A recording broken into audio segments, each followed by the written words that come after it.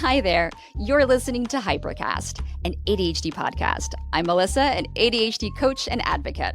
Hi, I'm Brianna, an ADHD coach and soon-to-be therapist. We are here to explore all things ADHD, from unexpected challenges to unique strengths. Join us as we share insights and strategies that empower you to live your best ADHD life. Ready? Let's dive into today's episode.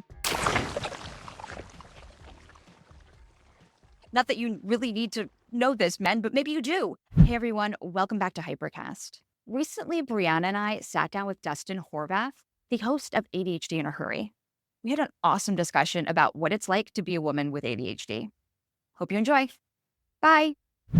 You had alluded to school experiences, Brianna. You had mentioned first through third grade. For both of you, what age were you when you were identified formally as having ADHD? 8. 8? Mine's a little complicated. I was first technically diagnosed as hyperactive when I was 3.5. Okay. And it was the early 80s. I was then officially diagnosed at the age of 15, but that was after I actually had a traumatic brain injury. I was born in the 90s, Melissa was born in the 80s. Very rare for both of us to even be considered to have an ADHD diagnosis. The only reason both of us were identified was due to that hyperactive piece. People believe that it either doesn't exist in adulthood or it's only for male children. And we were female children, so we were the odd ones out. If we hadn't had that disruptive behavior piece, we would have been left to just about now, where all of the women are being diagnosed with ADHD because they had the inattentive presentation or the internal hyperactivity that was dismissed as daydreaming or chatterbox and not really disruptive. And the statistics on that are pretty low. There's not even a real concrete number, but 10 to 20% of women are hyperactive presentation of ADHD. Do you have a more concrete number on that, Brianna? The thing about the types and the presentations is that it's ever changing. Like just recently, it shifted from type, which was definitive, to presentation. On that sliding spectrum, it changes from day to day. So there are people who have identified themselves as inattentive who can have very hyperactive days because it's that sliding scale. Any number I throw out here right now would be inaccurate. It's interesting that you mentioned that. I am inattentive primarily. And over time, I was like, there is a hyperactive component, even if I'm not running around and making all these noises and being disruptive. But my mind is constantly moving so quickly, or that, like you said, that internalized feeling of, let's just get everything done. Let's just move all the time. Some days it's really hard to manage. And other days it seems more natural or easier to manage. And for me, at least, having 2 little kids, sometimes their hyperactiveness plays into mine and we just have a great time with it because it just feels normal. And other times it's almost counterintuitive. Melissa, you had mentioned being young in the 80s and the misperceptions of ADHD, or in your case, hyperactivity.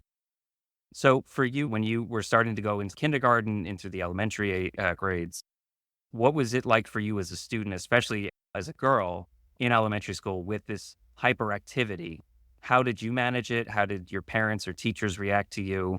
And did you feel at all like your needs were being met? I don't know if I always felt like my needs were being met. Even to this day, I'm like this constant flow of questions. I always wanted to explore the world, and I think people got tired of that. I was probably the loudest kid in the room, even though I was the smallest. A lot of people just thought I was a lot. Maybe I was cute, but I was a lot. And you can only take a lot for so long before it becomes overwhelming and annoying.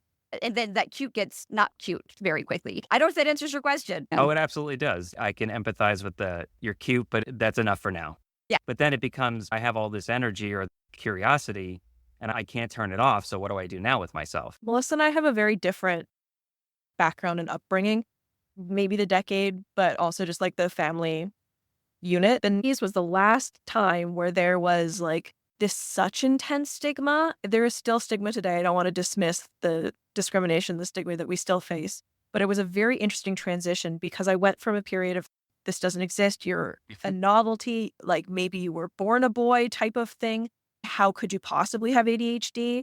It's probably just like bipolar or anxiety, but they wouldn't have diagnosed that young. And then in high school, it finally shifted to more of an understanding of what it was. As I was going through school, I could see the changes, but I didn't understand what was happening until I looked back on it. Because, like I said, I was diagnosed at 8. And from grades 1 through 3, I was a problem. I was sent to a disciplinary program at one point. So I Mhm. was disruptive and I was also gifted. I wasn't being challenged in the classes, and they didn't believe me when I said I'd read Harry Potter in grade 3. So they just thought I was causing problems, even though all my test scores came back. They thought I was cheating because they didn't believe that anything could be wrong with me. Then a complete 180 switch when I went into a school that actually had individual personalized lesson plans, understood what ADHD was. The high school I went to, the student population, 50% of us had ADHD. There was 14 kids in a class capped. And every single teacher understood what ADHD was. And there was people with headphones listening to music in class. There was people pacing in the back of the room. It was Mhm. amazing. Yeah, for me, teachers did not know what to do with me. And I was Mhm. getting D's in class. They took me out, they tested me even as young as second grade and got my test results back. I'm testing in the top 1 to 2 percentile on both math and English, and I'm getting D's and C's and F's.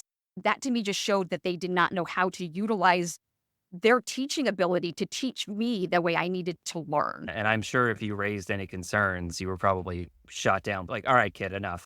I was born in the mid 80s. So I was in elementary school in the early 90s and graduated high school in 2004. So, Brianna, what you're talking about, that subtle shift that was going on between it's just made up and you're a bad kid, sit down and shut up. I also remember in the mid 90s, a lot of parents talking about Ritalin and drugs, and everyone's kid is on Ritalin these days. It's easy to convince parents that there's an epidemic of problems for their kids because every parent inherently gets scared with, am I doing something wrong? Is what's happening to society? Oh, that fear of all the kids are on Ritalin these days. That's where the Italian belief is still, they're a little bit behind. And some people are like, oh, it's a street drug. And you like, there was a very small time period where the university students were taking it. And realistically, most of them probably had ADHD, were just undiagnosed. If it was working for you, then you Right. have ADHD. If you take it and it doesn't work, then it's not for you. Especially at the Mhm. therapeutic dosage. Yeah. I find medication fascinating because in my experience between getting tested, identified, and treatment options, because there really weren't any for me, my parents were always vehemently against medication. And I never quite got the explanation why, but I think part of it just was in the back of their mind. We don't want to be like all those other bad parents that just have their kid hopped up on speed, more or less. Yeah. So for me, it was a lot of unpacking, breaking down, and reflecting, is it me? Is there something wrong with me? And how do I fix the situation? Then I got into my 30s and having relationships, especially like my wife, and having kids helped me reprioritize what's even important to me. I am who I am, and I'm okay with that. Now, with the two of you talking about your experiences in school, but not just school, like just your typical lives, you're both still continuing on that self journey, but also helping others in the process, obviously, with what you do and your podcast. But I wanted to hear from the two of you what masking was like for you, what it is like for you right now, if at all. What have you learned to shed? Or is there a purpose behind it that does serve you some good? I would have to say, as hyperactive as I was, as expressive as I was, the thing I wasn't letting out were my feelings and my thoughts. I would hold those inside because I thought no one wanted to hear them. I thought that people would think I would sound stupid. Or if I had a need and needed to express that, that I was just being weak. I think those are probably the most harmful ways I was masking as a child. And you mentioned the diagnosis and then after diagnosis, I think there's another stage in between. There's getting diagnosed and there's accepting that you have Mhm. ADHD. There's a grief process in there. Oh, I could have done this. If I had the support here, I could have been this amazing person. And if I went into Right. this occupation. But for me, once I got into that acceptance piece, I started speaking my mind. I became more confident in who I am. And there are people who have known me the majority of my life do double takes at me when I speak now because I'm not the person they knew before. Mhm. I'm a different person. It's not that I'm really different. It's that Mhm. I'm finally expressing who I am now that I'm unmasking. Masking is a safety mechanism. It is how you portray normalcy to the world. So you fit in, you blend in, you're not dealing with the negative comments, the discrimination, the stigma. And it's automatic. It's not something that you can really control until you know about it. And then you have to work really hard to unmask. And that's the journey that I just went on over COVID. Didn't really see people in person a lot. Had a lot of time to just be myself in an environment where I felt safe. Mhm. And then I had to go back into the world again. I noticed that I was less able to mask because I had spent so much time finally accepting myself. I understood how much energy that had taken from me over the years. The gendered piece of that is boys will be boys, whereas girls are from a much younger age. Their behavior is controlled. Their expectations are different. We mature at a faster rate only because we have to in society. Right. We are sexualized from an early age. There's Mhm. all these pieces that contributed to the way I was masking and the constant state I was in when I was masking. When I didn't have to do that over COVID, I realized how much energy that had taken from me my entire life, and I did not want to go back. Mhm. And I'd also uncovered some food sensory issues and other sensory things that I had not even acknowledged were a part of my ADHD. I knew they were a part of ADHD, but I was like, that's a symptom, a trait that doesn't apply to me. It absolutely applies to me. I was just masking it. And I didn't even notice that I was putting myself in situations that was making me really uncomfortable. That by the end of the day, I would go into the state of shutdown or overwhelm or overstimulation. So my journey is now trying to find that balance where I can be seen as professional in society without having to mask a lot of my traits. And I really love that headphones are being worn in public now. There is a little bit more acceptance that way. It's nice to see, but there's still a long way to go. Society doesn't just have a long way to go, but we as humans grow in our self-acceptance. Every day I learn more about myself, how I present. And like Brianna was saying, you discover tolerations that you've had or things that you hold inside that you didn't even realize you were holding in, or you didn't even realize you were masking. It's the process where we're continuing to learn, and that's important to do. Now, on the gendered side of things, if in terms of society and the constraints that we place on girls, like you had mentioned about boys will be rough and tumble, that's expected. Girls are to be pristine and organized and put together, and that's the expectation of the difference usually between the two. What are some things that would help me, let's say, when it comes to ADHD, especially from the experience of a woman with ADHD? There are social things that distinguish men and women when it comes to ADHD. There are medical things, the history of ADHD. We can talk about that. But there's one distinctive difference, and that thing, hormones. Yeah, this is one of my soapboxes that I love to stand on, so I will try and be as brief as possible. I will get to hormones, Melissa. I just want to start with a cohesive story.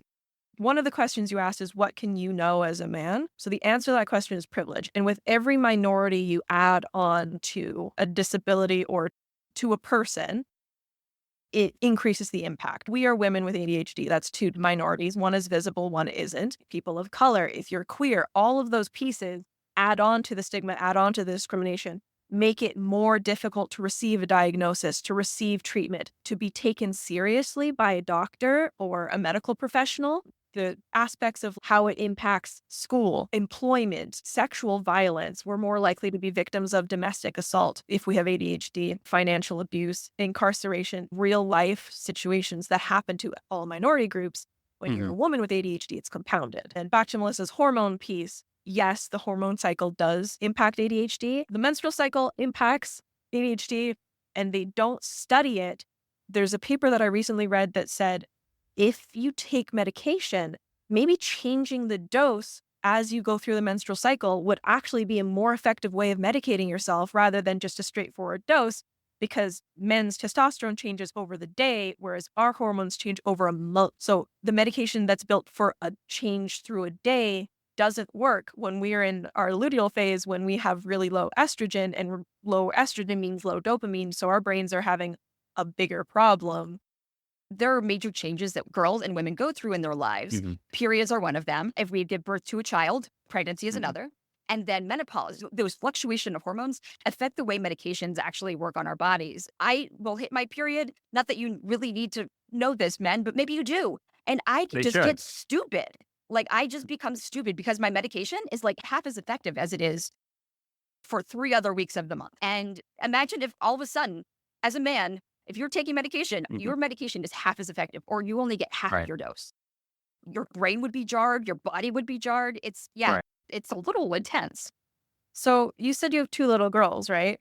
They're not at the stage yet, but when I was going through this, I was told it was PMS, like all these emotional mood swings. I didn't understand that it was actually ADHD and probably PMS, but the emotion dysregulation piece and the sudden crying and anger, that's because my dopamine is so low that I can't control that. Being told, oh, it's just your period. Oh, just push through. When your daughters are going through this, don't just dismiss it as a regular part of being a woman. There are other factors at play, and their emotion dysregulation needs to be validated. Yeah, I greatly appreciate the honesty. One of you had mentioned before, maybe we should or shouldn't mention this. I think it's going to help somebody. It's helping me because I didn't know those components. Now I need to quiz my wife later about her thoughts about all this. For me, the direct reason to know more, it affects me personally. I have my daughters. As I'm thinking more about it in the wider range, there's a lot I don't know. I can be like, it's all the same for everybody. We're just making this up at this point. Or there are layers to what we're experiencing that may or may not be similar. And if I do find myself in conversation either with my girls or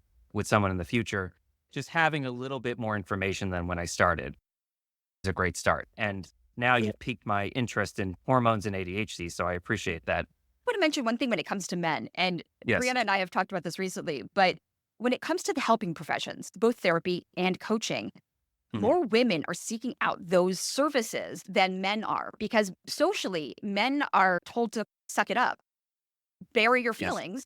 Yes. Coaching and therapy are considered by many to be a critical component to treating ADHD. I started therapy before COVID and that all fell apart. I reconnected with my therapist back in March and he was like, what brings you back? I'm like, I don't know, life, ADHD. There's a lot I still have to work through. I never took meds for ADHD. My treatment was a lot of just focus. Just sit down and focus. You're going to get it if you just focus. And I know how much that's hurt me and how much of a setback that's been. And Melissa, as you'd mentioned about the mourning process of you have ADHD, now what kind of thing? For me, it was really reflection on my part in trying to see how does this stuff, what is the interconnection happening here? Like how much of me is ADHD? How much of me is depression? How much of me is just me in some ways? And then trying to find comfort in those different aspects. Like if I am particularly low on a certain day and I'm irritated, having a really hard time focusing, but I just feel depressed, having my wife look at me and be like, today's like kind of one of those days. I'm like, yeah. She goes, all right, we'll give you some space. We'll work around. But that took years to figure out for both of us.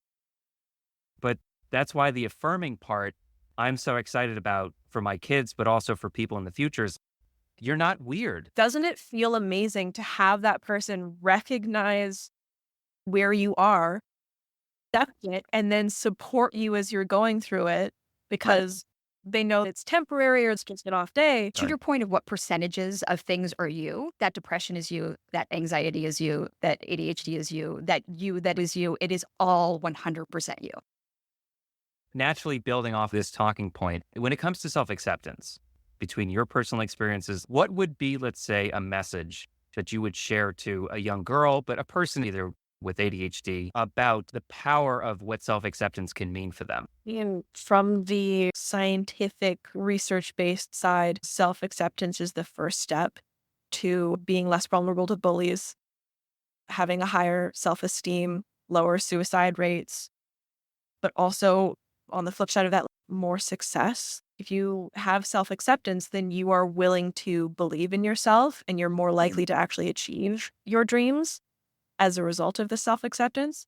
And spending years and years being told by society how to look, how to behave, how to act sinks in and it becomes this self-stigma, this self-bullying. And if you can flip that on its head and be like, no, actually, I love myself. I love my whole self. I don't love just parts of myself. You have a much happier, healthier life. I would probably tell a young girl, the world can be really mean and it's going to try to put you in your place. It's going to try to tell you who you're supposed to be. The world doesn't know you. The world doesn't care about you most of the time. The people who care about you are your family and your loved ones. They're the only opinions that really matter at the end of the day. And the most important opinion is how you feel about yourself. I would ask them, what do you love about yourself? Honor those things. Bring those things to the table because that's what makes you uniquely you. I love it. I absolutely love it. I don't know about the two of you. The place where I'm at now in my late 30s, I'm much happier as a person overall, in part because of self-acceptance, in part because of what I've built up. And also just chasing after ideas and dreams of things that actually make me happy, like the wants as opposed to what I should be doing. Just making that little change, Brianna, like you said, if you can just identify it to yourself and flip it and what I actually want to do as opposed to what I feel I should be doing. My motivation's different, my willingness to persist through and my resiliency changes, not selfish. It makes me happy and I'm willing to work toward whatever it is I actually want to do. And sometimes it's not just want, it's what I need to do because we need to feel fulfilled in our lives to feel Right. whole. And so Right. it's not just about want because sometimes want sounds selfish, but need to be fulfilled and to be happy. That is powerful. For me, it's a driver. Put your own oxygen mask on before helping others. You can't help other people if you don't help yourself first. Melissa and I have said this before, and we'll say it again. Stop shooting on yourself. Stop shitting Yes. all over yourself. Yes. Yeah. And it's incredible like how difficult it can be to stop shooting on yourself. And even when you recognizing yourself doing it, you're like, but this is just how I always have done it, or this is how people have always spoken to me. It's great advice for other people, but for me, I need to Right. doing Yes. all these things that I should be doing. It's the flip again. If Right. other people in your life deserve this, why don't you? Yes. I know we're running short on time, and I greatly appreciate the two of you. And the podcast is called Hypercast, an ADHD podcast. Brianna, Melissa, thank you so much Thank for you. reaching out, Melissa, for taking the time, for doing this, for being my first interview guest. I hope I did okay. You're great. I genuinely appreciate the two of you and your time and the wealth of knowledge that you've shared. Thank you so much. My name is Melissa Llewellyn-Snyder. I'm an ADHD coach and the founder of Like Mind Coaching and co-host of Hypercast, an ADHD podcast. You can find our podcast at hypercastpod.com. And you can find me at likemindcoaching.com. Brianna. Hi, I'm Brianna. You can find me at understandingadhd.ca. I'm an ADHD coach and a therapy intern. Soon to be full-fledged therapist, and Yes. good luck to you with all that. Thank you so much for sharing and for being a part. Thank you so much, Dustin. Absolutely. Thanks. Thank you. Thanks for joining us on this episode of Hypercast. If you've enjoyed today's episode and want to stay connected, be sure to rate and subscribe. And check out the show notes for links to our social media and websites. Whether you're seeking practical tips, heartfelt stories, or just a sense of community, Hypercast is here for you. Remember, you're not alone in your ADHD journey. Together, we can navigate the highs and lows with courage and compassion. So until next time, take care, stay curious, and keep embracing your unique neurodiversity. Catch you on the next episode of Hypercast.